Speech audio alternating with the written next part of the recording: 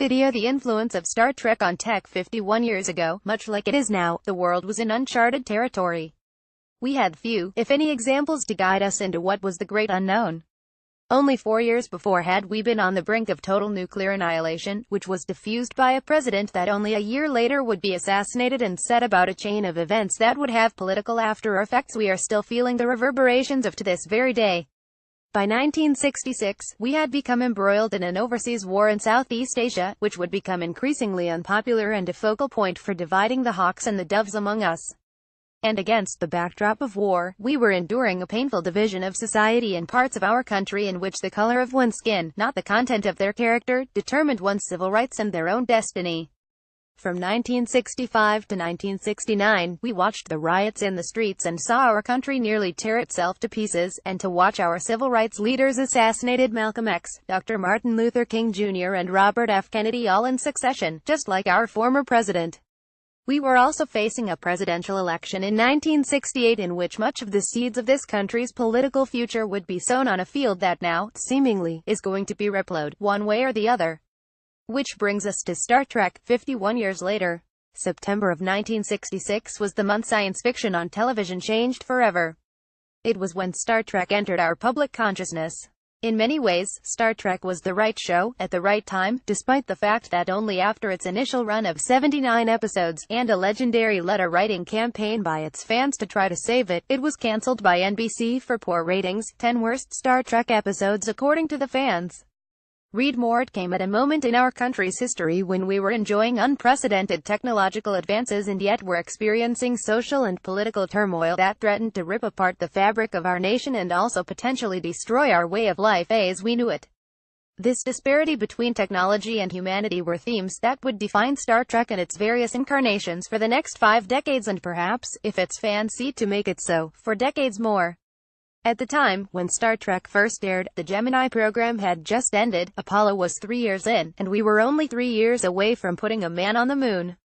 The first telecommunications satellite, Telstar 1, was launched only 4 years earlier. While the technology was available for over a decade and adopted very slowly, for the 19,651,966 television season, NBC decided to broadcast all but 2 of its shows in full color. It was a breakout year for the medium. 20 Star Trek quotes to help you boldly go through the workday. Tech Republic mainframe computers, such as the one that successfully predicted the outcome of the U.S. presidential race just 6 years before, were now becoming commonplace and much more visible in corporate America, and the disciplines of modern information technology and data processing were in their formative years. Inexpensive, pocket-sized transistor radios were now commonplace, and miniaturized digital computers that used transistor technology, the forerunners of what eventually would become microprocessor-based systems, were being used on the Apollo space missions. That miniaturization technology, beginning with the transistor, would send the electronics and technology industry as a whole into high gear. That and other pocket technology, such as the Instamatic camera that used a novel and an easy-to-load, cartridge-based film system, would fuel our thirst for handheld gadgets for generations. In 1966, the first true commercial application of laser light, which was only invented 6 years previous, was demonstrated by researchers in the UK as being a method for transmitting that over fiber optic cables. This would become the technology that would eventually form the backbone of the modern Internet.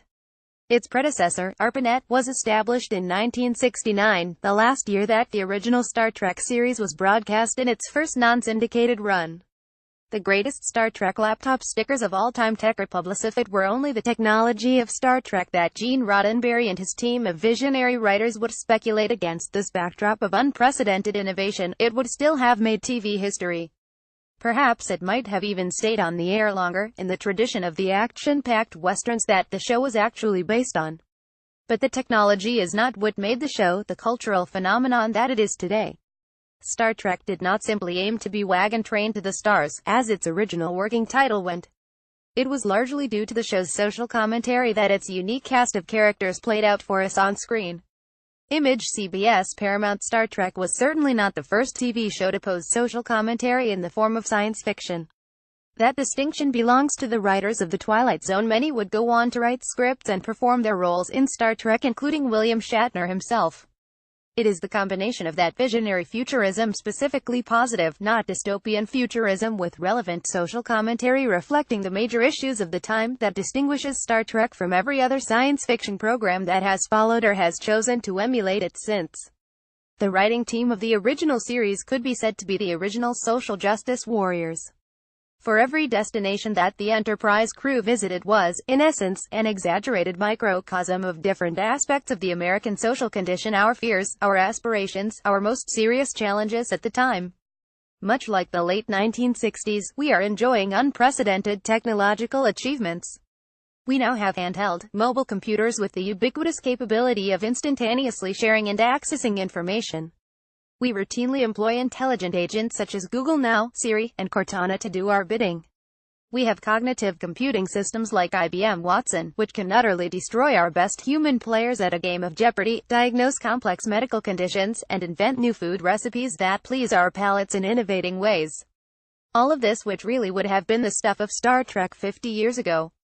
We now have a developing private space industry that will enable commercial space tourism within the next 10 years. And other firms are collaborating with NASA that may very well bring us back to the moon, and to Mars, within the next 20 years. We now have medical treatments and wonder drugs that can cure diseases that were unheard of 50 years ago. We have sequenced the human genome and are within only years of reviving long-extinct species such as the woolly mammoth. The next step is genetically redesigning, as well as cloning ourselves, much like Khan and his Supermen.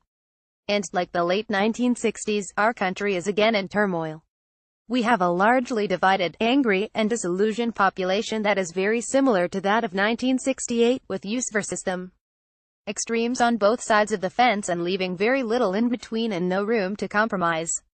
Our country again faces racial turmoil as our citizens are unfairly profiled and gunned down in senseless acts of police and civilian violence and terror, bringing protests and anger to the streets whose likes have not been seen since 50 years ago.